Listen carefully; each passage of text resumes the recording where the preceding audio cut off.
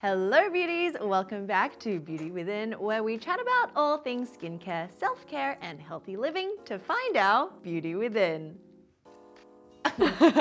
If you clicked on this video, you're probably already curious and even enraged. What? How can they be into scrubs? Blasphemous! Can we even believe them anymore? St. Ives? What? I know, choking, right? Well, we're here to tell you, yes, indeed, there are actually scrubs that we thoroughly enjoy and they're awesome. So today we're going to address the elephant in the room, aka why it seems that everyone loves to hate the good old-fashioned facial scrub. So we're gonna start from the beginning, from walnut scrubs to the infamous apricot scrub. Yeah, it's like Voldemort, the scrubs that must not be named. Kylie Jenner, St. Ives.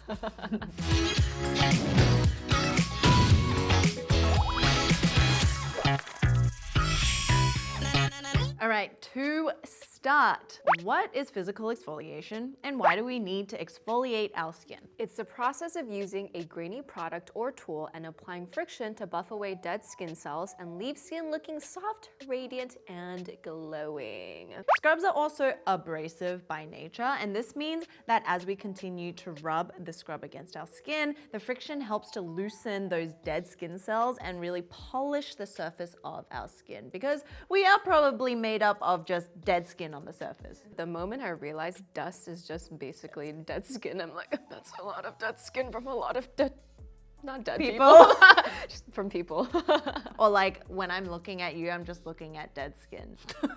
So why do we love to hate it so much? We think there's 3 reasons why. The first one is a side effect of using a scrub. The general idea for using exfoliating scrubs containing nut or shell or even pit powders is that it's too abrasive and rough for our skin. We see this message echoed throughout the countless forums, skinfluencer videos, and beauty articles. Using physical exfoliants may feel good at the moment, but it might cause long-term skin damage and micro tears in the skin. Another visible side effect includes redness or inflammation and irritation of the skin, which leads to itching, tightness, and breaking out, and stinging. One dermatologist disagrees with the physical exfoliant, stating that exfoliating removes the outer layer of skin on our face. Essentially, you're stripping your skin of the much-needed barrier it creates between the glands and the environment. Other derms echo the sentiments and advise their patients to stay away from physical exfoliants and facial scrubs, particularly products made from ground nut shells and fruit pits, which then leads to controversial ingredients and particle size. Yeah, I think this is where the main argument comes down to, particle size. So remember how we talked about chemical exfoliants and how different types of chemical exfoliants have different molecular sizes, right? The idea is that the smaller the particle size, the more likely the risk of irritation because it can affect the deeper layers of our skin. For physical exfoliants, it's sort of the opposite. The bigger the particles, the less suited it is for using on your face. And the reason why fruit pits and ground nut shells and even volcanic rock or charcoal are considered as concerns is because it's found that these materials have irregular shapes and like jagged edges that can scratch the skin as you're massaging it, possibly too roughly and too harshly onto your face. Another controversial ingredient found in scrubs is the plastic microbead. If you've seen these tiny little balls in your scrubs, they may seem like a good option since they're round, smooth, and even all around. According to Special Chem, there's 4 reasons why a brand might choose microbeads in their products. The first is that it's far more cost-effective compared to other materials out there, sometimes being 1/10 of the cost. The second thing is that it's less likely to oxidize because it is made of plastic. And the third thing is people aren't sensitive to plastic. And the fourth is that it is far more customizable because it is man-made. You can choose the size, the color. It's like synthetic versions. But as great as that may sound, you're probably aware that plastic microbeads come with a concern of polluting the environment. But the good thing is there are efforts in creating a better eco-friendly microbead ingredient, and many skincare brands are developing new ways of formulating alternatives, and we'll mention this when we talk about our favorite scrubs. The third point regarding misconceptions of scrubs is the mentality of acne and physical scrubs, or how whether they pair well together. Yes, I can deeply relate to this sentiment because it was one of the biggest mistakes and misunderstandings back in the day. I can admit I definitely had bottles of St. Ives too, because there was a green tea scrub, there was an apricot scrub, there were different variations of it, and they were all the rage. And then it was interesting. If we still had any of those 17 Cosmos teen magazines laying around, they were all over them too. Yeah. All over the teen magazines. Yep. Since there weren't as much accessible information on skincare and we were too young to give a care in the world at that time, let's just say we had a negative view of acne in general. And instead of viewing acne as our body's natural response and defense mechanism and things like inflammation, we view them as a dirty, horrible disaster to our self-esteem. This is precisely the sentiment that caused some of us to invest in scrubs and basically go ham over them, since we believe that the harder we scrub, we can somehow just make the acne go away. I truly felt if I rubbed hard enough, it would just fall off my face. Yeah. There's also the belief that if it hurts or if it's tingling or if it's taking away my oils, then the product must be working. But we know now that this isn't the proper way to gauge how effective a product is. And another aspect is that since we were young, we had resilient skin, so the scrubs didn't seem to impact us all that much. Even for oily skin types, the scrubs seem to work for a while, and we're given a momentary reprieve before we start seeing oils flood back to our face again. And then the response is to wash our faces again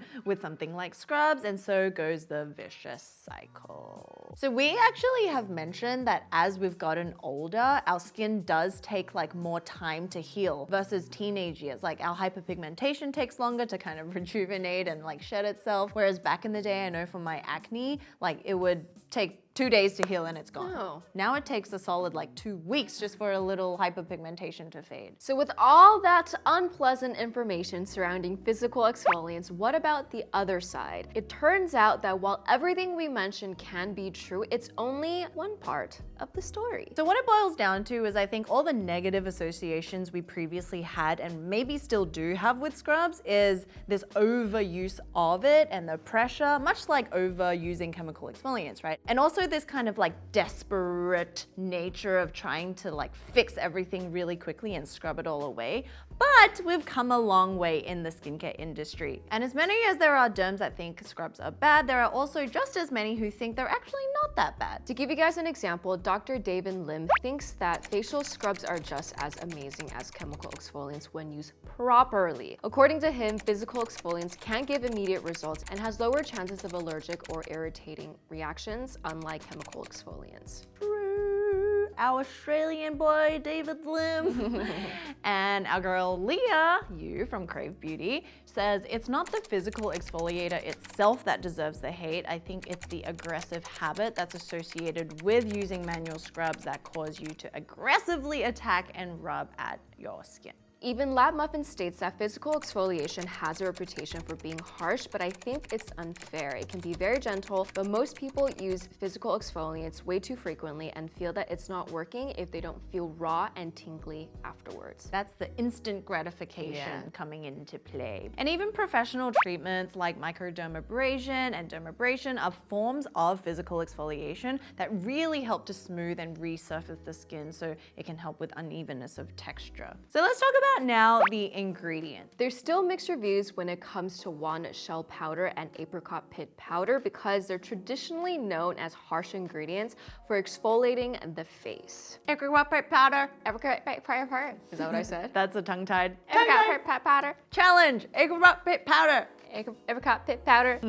So while it's true that walnut shell and apricot pit powders are abrasive, they can still be gentle if they're finely ground up or properly used on the skin. Yes, but all we want to say is that anything can be harsh if you're overdoing it. And I guess gentle is also subjective for different people because if you have eczema prone skin, if you're super dry, your definition of gentle is not the same as a super oily and resilient skin type that can withstand a lot of stuff. So you got to find out what works for for you. Anyhow, as for micro tears, Lab Muffin adds, there is no medical paper or evidence that scrubs can cause micro tears to the skin. Also, this is the reason why St. Ives threw away the lawsuit. They couldn't prove that micro tears existed since there's too many factors involved. So understanding where physical exfoliation comes into your routine if you want to use it, and understanding where chemical exfoliants, we did a whole video, I think like a while back, about the benefits and pros and cons of each. And I think, within the week, it's nice to experiment if you don't know.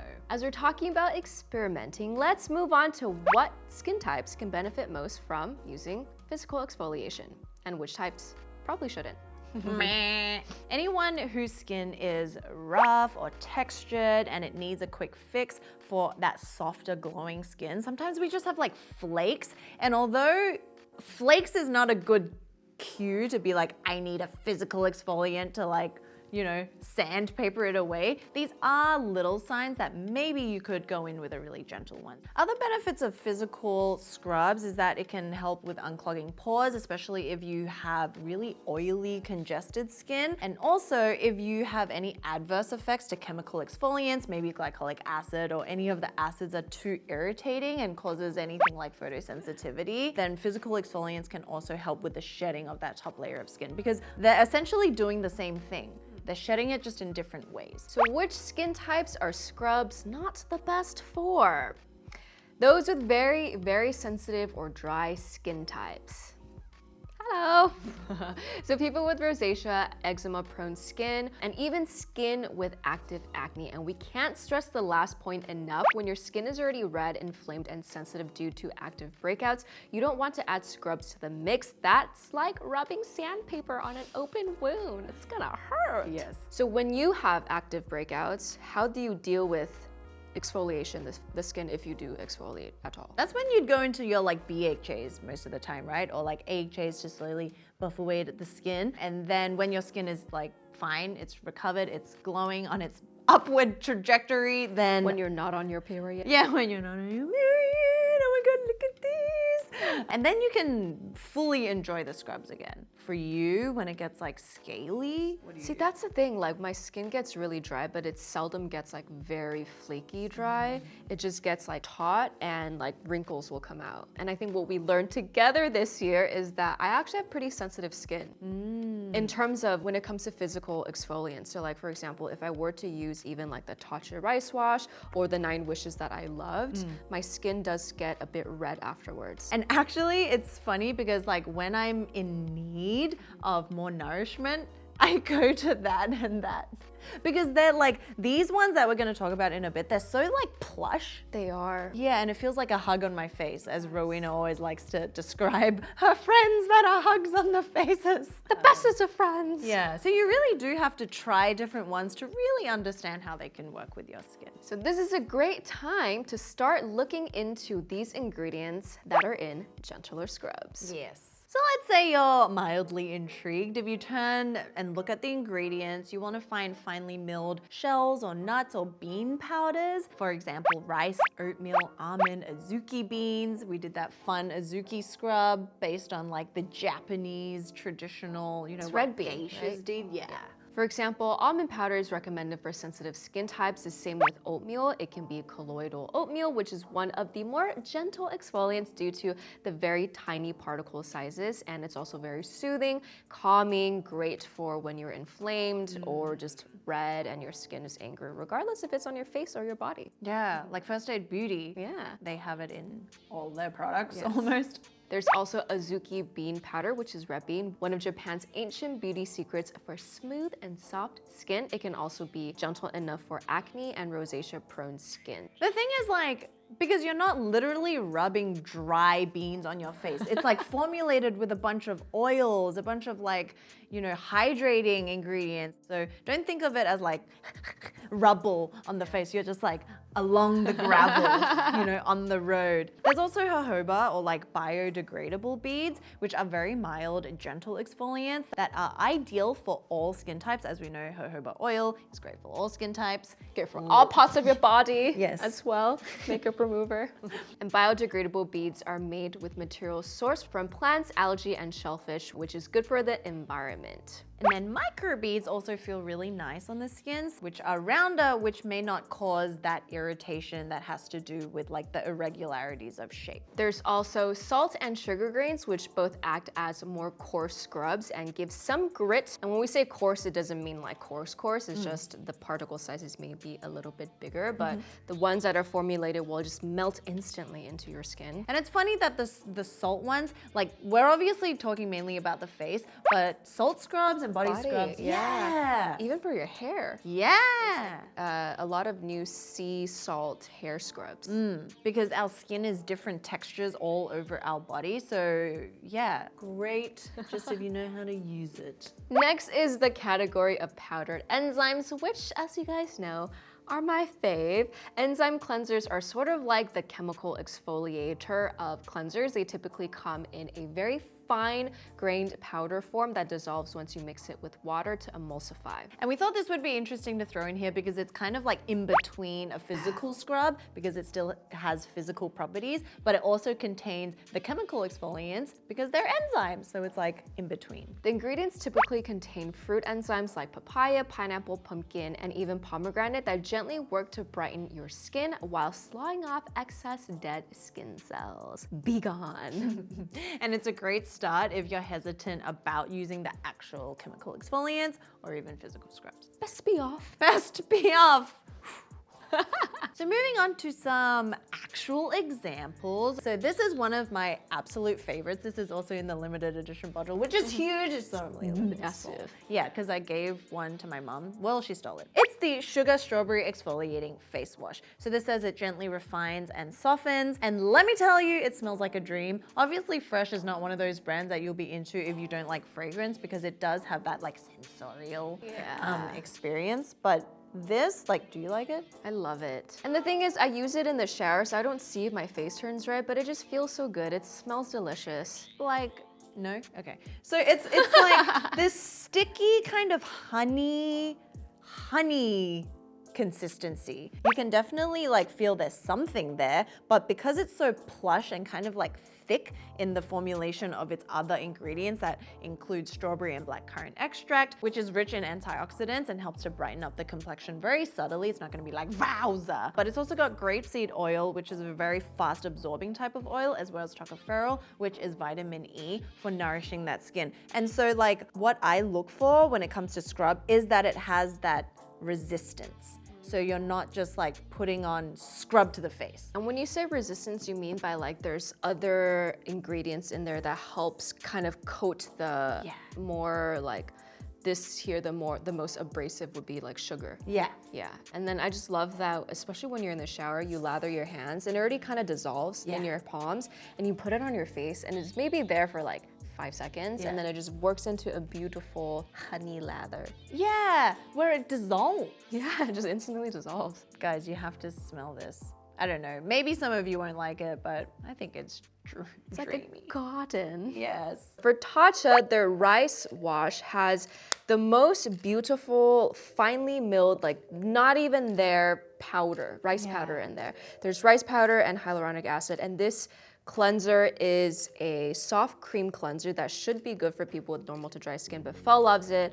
And then I, unfortunately, because I think my skin just, maybe I'm getting old, is when I was using this one time, our editor's like, Ro, I think you should stop using physical exfoliants because your face turns so red after you wash it. So I'm like, okay, maybe. But this is like, it's glorious. It reminds us a lot of the 9 Wishes. If you guys do want to do for this, the 9 Wishes is a great alternative to this. And this just, it has like a very bouncy, velvety, moussey texture that you don't really associate with the physical exfoliant cleanser. Dude, moussey and velvety is the right way to, it's kind of like a marshmallow. It is.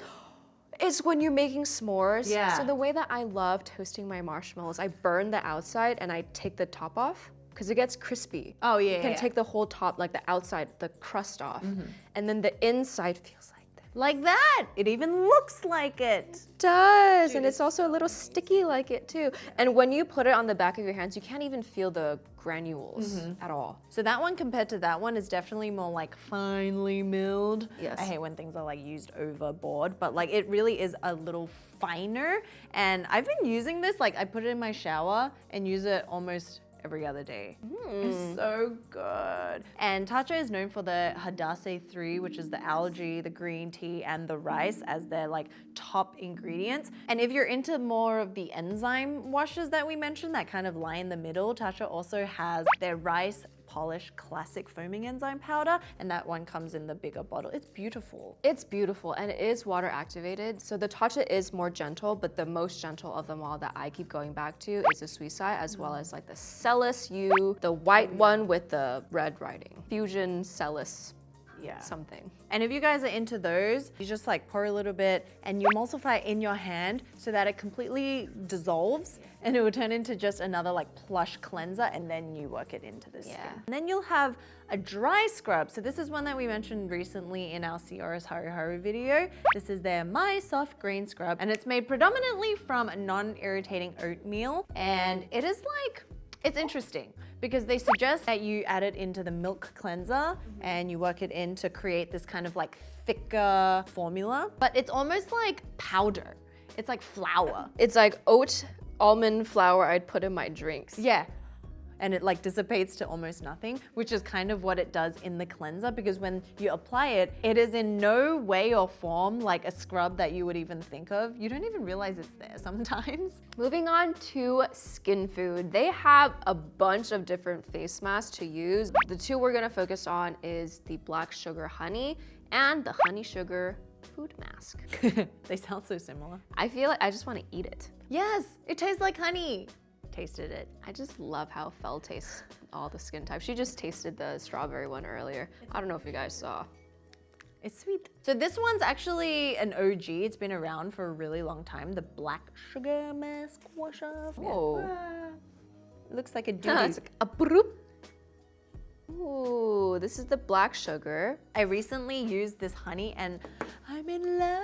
Oh. Okay, because think of the I'm from honey mask, right? You know how caramelly and delicious that is? Just throw in a little bit of the sugar in there, like really fine sugar, and you have this mask. How would you compare this to the strawberry? Oh, that one is more gummy. You know, it's more like bloop, bloop. Oh yeah. Whereas the mask is more like it's honey. exactly like the I'm from. Ooh, and I feel like the one in the honey is finer grain than the black sugar. Yeah.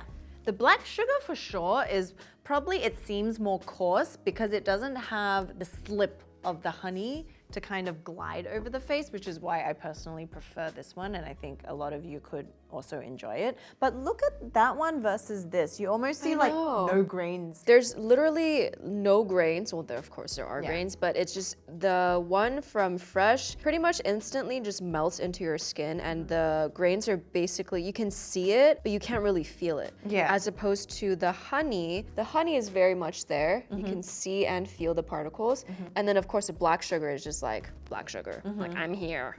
Hellos! So when it comes to physical exfoliants, we think it really does come down to ingredients and the pressure in which you are using it on your face. And I think over time, from the 2000 St. Ives to where physical exfoliants have ventured to nowadays in like 2020, 2 decades later, later, a lot has happened with ingredients and formulation. Yeah. So tell us what you guys think about scrub. Are you a fan? Are you still not convinced? Team scrub, team no scrub, let us know. Yeah. And also, this is one of our first videos for this Love to Hate series. If there's any other topics you guys want us to cover, let us know down below. Yes, we love controversy, but that's false. We love, what do you call it? Like dissipating controversy. Oh, okay. We love controversy, period. Goodbye. We love just watching from afar, you know? But anyway, that is jokes. We don't like controversy. What we do like is, as we did in this video, presenting both sides and allowing you guys to figure out what works for you and what may not work. Yes, which is the most important. Yeah. So, what's something that you learned this week? Mind over matter. The end. Elaborate. I think a lot of times when you're in your head or when you're just tired, you convince yourself that, oh, I'm tired, I don't feel too physically well, and therefore like I want to sleep in, or I just don't want to do anything, or just like be done with the world, let me just hibernate. And we do need that sometimes. And when we're in that state, it is our body's way of telling us, reminding us like, hey, slow down, pump on the brakes, like you don't need to be running as fast as you've been running. But at the same time, I think on the other side of that is sometimes we use it as an excuse for ourselves. And the mind over matter part is, this isn't to say that every instance you're feeling down, you need to convince yourself that you're not, but in some of these moments, if you've been feeling this way and feeling down for an extended period of time, which I kind of have, not feeling down, but just feeling like lethargic or tired, or like you can even say unmotivated, it's to reframe and to be like, okay, well, you've been living this way for a while now and you still feel the same way, so that's not changing. But what can you change? You can change your mindset, you can change just what's happening in your head, the conversations that you're having, so that you come out of the funk. And I think at the end of the day is just knowing that we all go through these things and that it's totally fine, and that if you want to do something about it, if you're determined and if your will is iron strong, like nothing will be able to bend you or like make you do anything other than what you want to do. But actually the willpower, the determination, like these are all kind of like terms, but it takes so much time to get there. You know, you really have to cultivate it. Really, like, you know, you gotta feed it every time, and it's growing pains. But it's that process that actually, you know, what is it? It's like The molding, it molds you through Yeah. the process. One interesting thing I learned recently about willpower is that there's a yang side to it and a yin side to it, like the So yin for yang people symbol. who don't know what yang and yin is, It's brief just the explanation. yang is the fiery sun, like determination, like the alpha, I guess you can say.